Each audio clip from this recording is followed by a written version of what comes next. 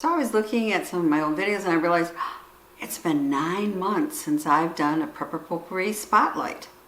And that's where I like to feature channels or videos that I have found interesting. So here is a Prepper Potpourri spotlight of 9 different channels or videos that I think you should watch. And you know what? If you do watch them, please tell them that Prepper Potpourri sent you. For each video mentioned, I've put the links down below. Okay, the first one. Now, I don't know about you, but I buy things from the LDS online store. They have some great products with fantastic shelf life, and they're reasonably priced. I just wish they had more products. And it's really convenient. You get 6 cans in a box, and I just have these boxes stacked up. But you know what? I have never tried any of them because they're for my long-term storage. Why would I want to break into them? Well, you know, that can kind of be bad. How do you know they're really good? Well, here's a video I think you should watch. Review of 15 Prepper bulk foods from LDS Mormons, which is the best. And it's by Rob's Homemade Life. Rob, I watched his channel for a long time. That's Rob with 2 B's. He's a maker. He likes to do-it-yourself type things. He's very frugal, so he has tips on how to save money. And he loves the water and sailing. I mean, he's really into a lot of different things. And he's a prepper too. So anyway, he has tried all of these foods. And he's made a video on what he thinks are the best and what not so great. So I really urge you to watch Rob's video. I watch videos for the content. Now, some of the channels that I watch are artfully produced and very well done. I think of Canadian Prepper, City Prepper, Urban Prepper. They just have great quality in their videos. But for me, content is key. So one of the channels I started watching was Penelope, the Squirrely Prepper. Now, her channel is pretty new and her videos can be a bit raw. It's not sometimes the best audio or the best lighting, but I really like her content, especially what she has done with her Prepper binder. So she has a playlist started for her Prepper binder pages, and she's going over how to decide what you need for your pantry, how to do an inventory, what type of tools do you need, and equipment. Anyway, a lot of different pages she's working on one by one, and she's showing you what she's doing. And I think this is a great video for a beginning prepper or even someone experienced like myself. I always learn something from these videos. So I really encourage you to check out Penelope, the Squirrely Prepper, and her binder notebook. What would you do if you could no longer buy aspirin? I mean, you got aches and pains from arthritis or maybe a fever. What would you do? Well, here's an excellent video from Heidi Villegas. Not sure how to say her last name. She's a herbologist, and she shows how to make a natural aspirin from a willow bark tincture. And she goes step by step through the whole process.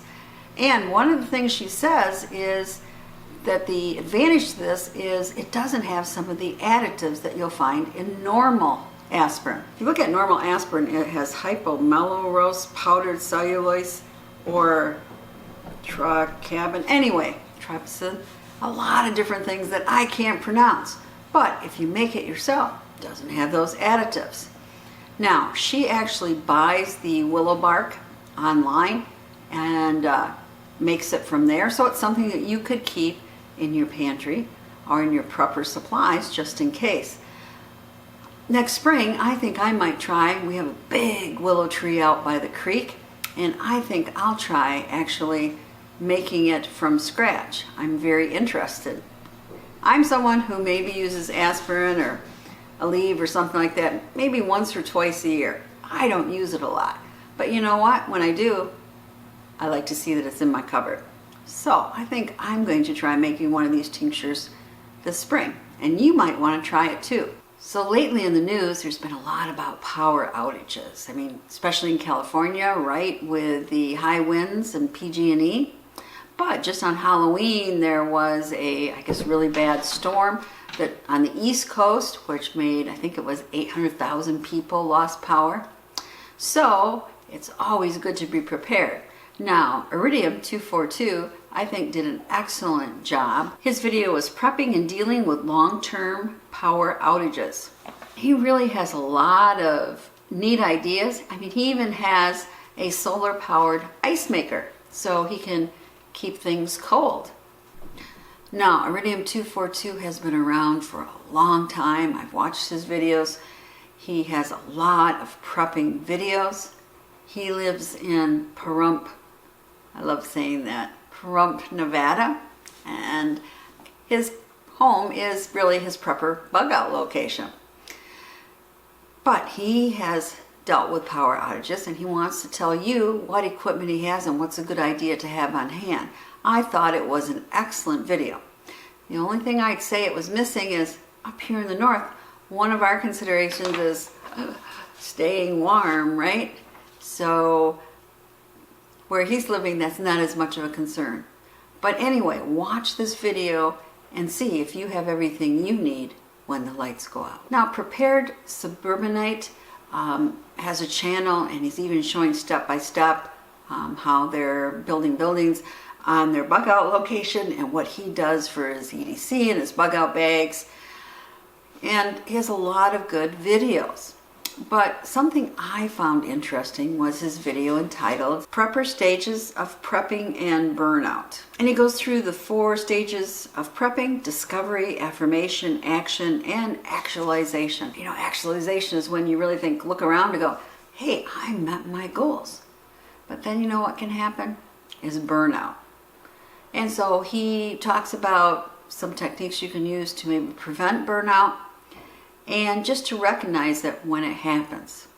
But I thought it was an excellent video that went through the stages of prepping. You know, I'm not to that actualization stage yet, but wouldn't it be wonderful?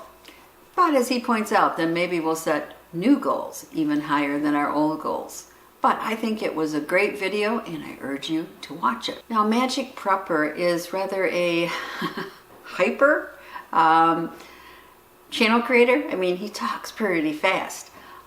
But he was thinking, you know, a lot of when people talk about what would happen if there was a big SHTF event, and people would say they would go to an island because, you know, that would be the safest place to be. Well, he made a video, Islands for Bug Out, ? And he had some good points. Is an island the best place to bug out? Well, it could be, but it also could not be. So watch the video and see what he has to say. Well, there's a channel that I think you should check out if you haven't already. It's the Provident Preppers. They make very informative videos, and they are well produced and edited.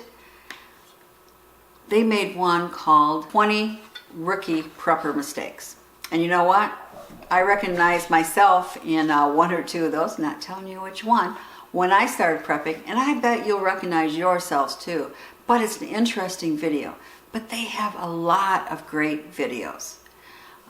The channel is produced by Jonathan and Kaylee Jones. And Jonathan is a licensed civil engineer and a enthusiast of alternative energy sources such as solar and wind power.